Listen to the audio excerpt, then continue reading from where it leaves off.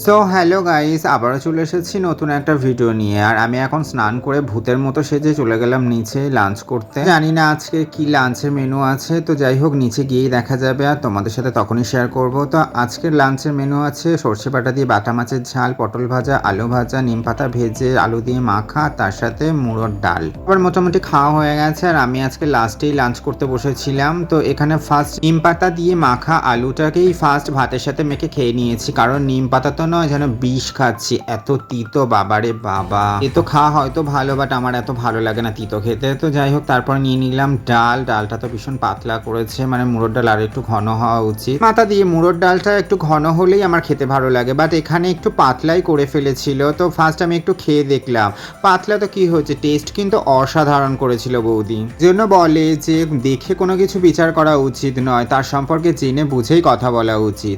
যেমন ডালটা দেখে আমার একদমই ভালো লাগেনি, কিন্তু টেস্টটা অসাধারণ বৌদি করেছিল। সর্ষে বাটা দিয়ে বাটা মাছটা দেখেই আমার খুব ভালো লেগেছিল, এটা আমি জানি খুব সুন্দর হবে। তার সাথে দিয়ে দিয়েছিল বৌদি একটা লঙ্কা। সে বাটা ঝোলের সাথে লঙ্কাটা আমি একটু ভালো করে মেখে নিয়েছিলাম, যাতে টেস্টটা না আরও অনেক সুন্দর আসে।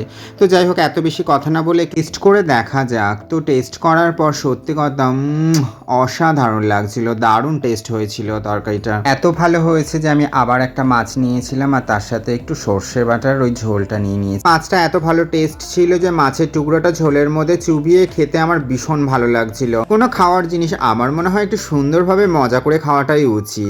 এতটা ভালো টেস্ট ছিল যে মাছের কাঁটা মুড়ো আমি কিছুই বাদ দিইনি, সবই খেয়েছিলাম। তো যাই হোক ভিডিওটা ছিল আজকের এই পর্যন্ত। যারা যারা আমার ভিডিও দেখতে ভালোবাসো অবশ্যই কিন্তু কমেন্ট করো, আর ভালো লাগলে অবশ্যই একটা লাইক করে দিও।